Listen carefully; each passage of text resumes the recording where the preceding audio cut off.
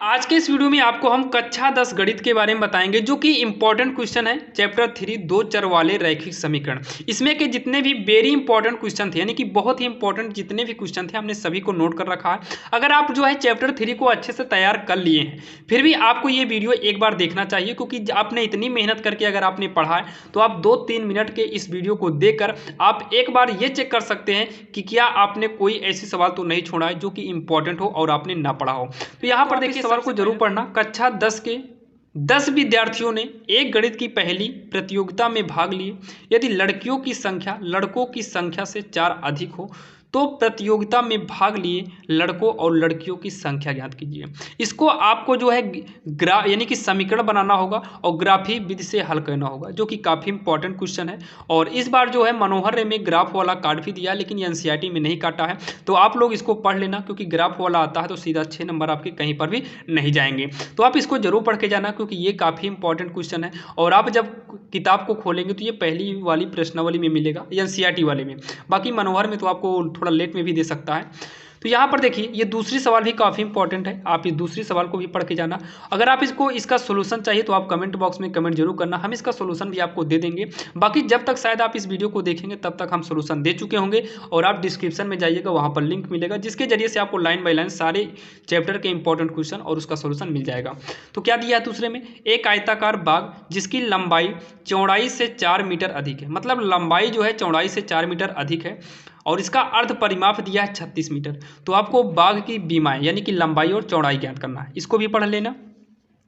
दो संपूरक कोणों में बड़ा कोण छोटे कोण से 18 डिग्री अधिक है, मतलब बड़ा कोण जो है छोटे कोण से 18 डिग्री अधिक है, तो छोटे कोण को x मान लेना और बड़ा कोण क्या हो जाएगा x + 18 हो जाएगा। तो आपको उन्हीं दोनों कोणों को ज्ञात कर लेना है। यहाँ पर दिया है समीकरण दिया है x - y + 1 बराबर का 0 और दिया है 3x + 2y - 12 बराबर 0 का ग्राफ खींचिए। x अक्ष और इन रेखाओं से बने त्रिभुज के शीर्षों के निर्देशांक भी ज्ञात करना है। त्रिभुजाकार पटल को छायांकित भी करना है। आप इसको भी पढ़ के जाना, क्योंकि ये सभी इंपॉर्टेंट क्वेश्चन है। और ध्यान देना एनसीईआरटी से हमने जितने भी इंपॉर्टेंट क्वेश्चन थे नोट कर रखा है, आप एक बार इसको जरूर पढ़ के जाना, क्योंकि बोर्ड एग्जाम में काफ़ी इंपॉर्टेंट है। अगर आपने बहुत सारे क्वेश्चन को पढ़ा तो एक बार उसके साथ इसको भी पढ़ लेना, क्योंकि बोर्ड एक ऐसा वो है, अगर बोर्ड में आपको कोई भी सवाल नहीं आती है तो बहुत दुख होता है। तो इससे पहले आप बोर्ड से पहले ही पढ़ के जाइए, ताकि वहाँ पर कोई भी प्रॉब्लम ना हो।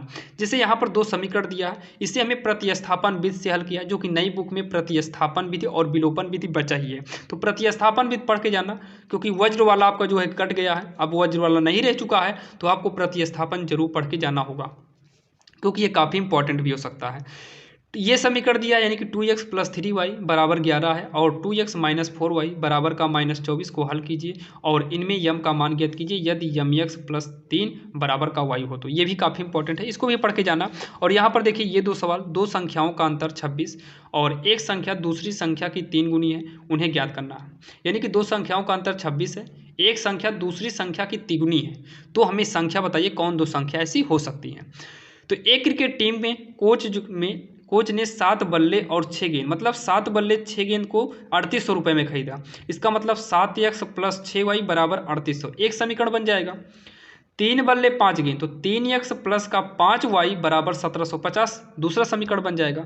और दोनों समीकरण का हल करके x y का मान निकालना, तो x जो है बल्ले का मूल्य हो जाएगा और गेंद जो है यानी कि y जो है गेंद का मूल्य हो जाएगा। इस तरीके से करना, और आप लास्ट में कमेंट बॉक्स में बताइएगा आपको कितना क्वेश्चन आता है और कितना क्वेश्चन नहीं आता है।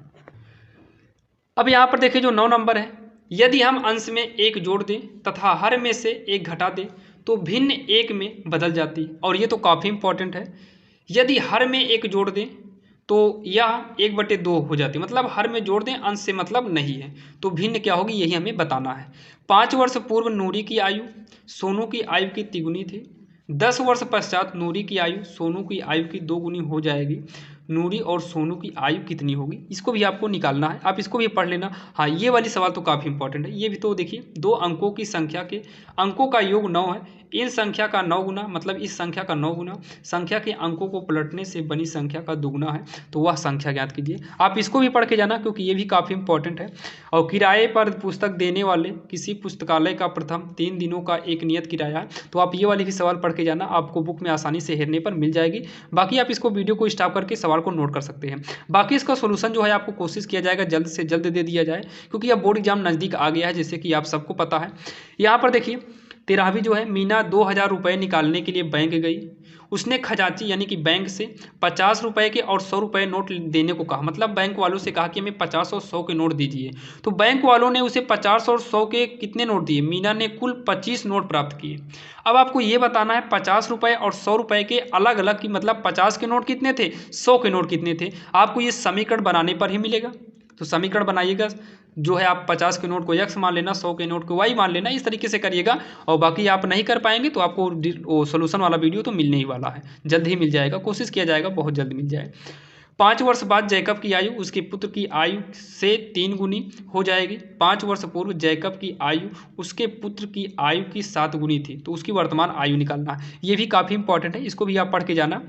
और 15 नंबर की बात करें, और यही लास्ट सवाल है, यदि किसी भिन्न के अंश और हर दोनों में 2 जोड़ दिया जाए तो भिन्न 9/11 हो जाते, मतलब अंश और हर दोनों में जोड़ेंगे तो सबसे पहले भिन्न को x/y मान लेंगे, इसी हिसाब से हम जोड़कर करेंगे। तो इसके यदि अंश और हर दोनों में 3 जोड़ दिया जाए तो वह भिन्न 5/6 हो जाएगी, जो कि आपने इसके पहले देखा था 9 नंबर में भी सेम यही सवाल बताए थे। तो आप इन 15 सवाल को पढ़ के जाना, और 15 सवाल अगर आपने पढ़ लिया तो चैप्टर 3 में और कोई भी ऐसे सवाल नहीं होगी जो आपको ना आए।